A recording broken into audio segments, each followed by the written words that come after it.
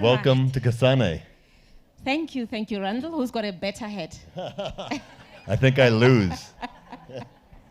It's tough working with all these fashion people. I always feel very unfashionable. Well, first, thank you for what you've done to make this partnership happen. We're going to see something very, very special coming up. But first, tell me, it was your idea. You called me up to say, "Hey, let's do a Pan-African fashion show, but let's make it about sustainability in this incredible place." Where did the idea come from to do a sustainable fashion show? Well, thanks, Randall, and thanks to the Forbes team for partnering with AFI on this event. I think my vision for the African fashion industry has always been about bringing together designers that are on the continent. We have we needed to consolidate the industry. And secondly, it was about taking these designers' products to market, making them commercially successful. And lastly, it was about making sure that we can incorporate sustainable practices of production and consumption into their daily activities. And then how do we do that profitably? Because the ultimate tool for sustainability is a sustainable business model, because otherwise you're just a charity. You always have to just keep pouring more and more money into it. It doesn't do anything. So how do we make sustainable fashion financially sustainable? Well, I believe it's not just about fashion. In any industry that you are in, if you think about it, it's really about people, it's about the planet, and yes, it's about profitability. So the fashion industry, as we all know, is an industry that is very, very wasteful. If you think about how we produce, we overproduce, we overconsume, the way we distribute, to retailers globally, it's just carbon, emissions, as well as too much energy consumption, water use in the fashion industry. It's very, very wasteful. And then there's also instances of how we treat people. Do you ever ask, who made my clothes? Very, very important. If we as consumers never think about the people who make our clothes and how we consume fashion and how we discard of the clothes that we don't want. Do you know that currently 70% of secondhand clothes that come from Europe end up on the continent of Africa? Yeah. If you go to Ghana, 40% of clothes, secondhand clothes that arrive there, go straight to landfills. So for the African continent, we produce cotton. We have the best wool. Lesotho and South Africa are the best wool producers globally. We produce cotton, and for that, we bring back secondhand clothes. So what we need to do, Randall, I think, is to focus on how we treat people, how we deal with the planet, and how we can, and it can happen.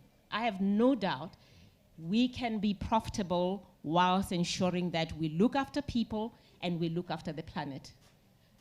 The other thing is, I believe that there is this imbalance between first world countries and the developing countries.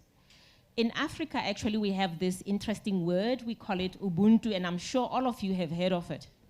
You should wear a t-shirt written Ubuntu. And that means I am because you are.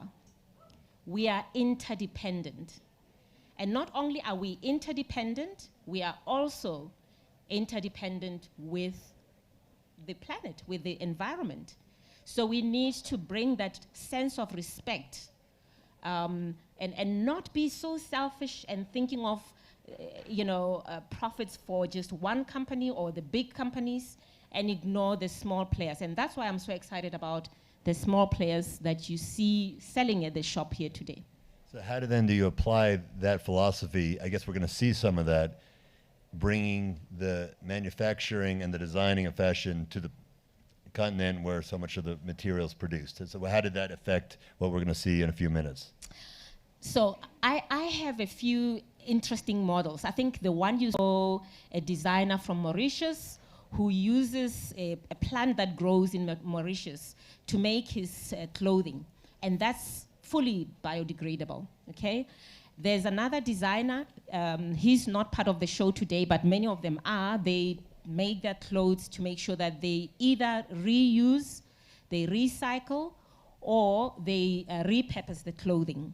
In the Eastern Cape, we have merino sheep that produce the best quality wool. And in the past, we used to export all of that. But now, government has become very aggressive and purposeful in investing in equipment and machinery to make sure that the wool can be made into, into threads for knitwear. We have a designer from the Eastern Cape who showcases often with AFI, Makosa. He's become internationally known for his beautiful designs, colorful knitwear that is made, and I like this because it's also informed by his culture. So when we talk sustainability, it's not just about profits and this, it's also about how we move from one culture generation to the next and pass on the learned local knowledge and use that to drive the fashion system forward. Well, actually, part of the reason as you're talking, I was just thinking about how important fashion is for everything we've been talking about this week, because fashion has that, how many fashion influences are out there in the world? Fashion is a lead in terms of changing perceptions. If great fashion designers and great fashion is coming out of Africa, what other products are going to come out of Africa? Instead of fashion, like you said, secondhand clothes coming in, how about firsthand fashion going out to the world? And even looking at this crowd, again, you're inspiring just in how I'm thinking, because I don't think we've ever had a better dressed crowd. I know. Especially for actually, stand up if you're proud of how you're dressed right now. Let's see. We have model it right here. Exactly. Look at this. Yes. So we've got a fashion show just in the audience here. That's straight from the runway. I love what you're wearing. Yes. And there you go. He bought it here, bought it in Africa, exactly. And going to be wearing in the U.S. soon. So that's the idea, right? What I heard before is that fashion is not just about looking good, but it's about doing good, and while feeling good about it. Yep. So kudos to you.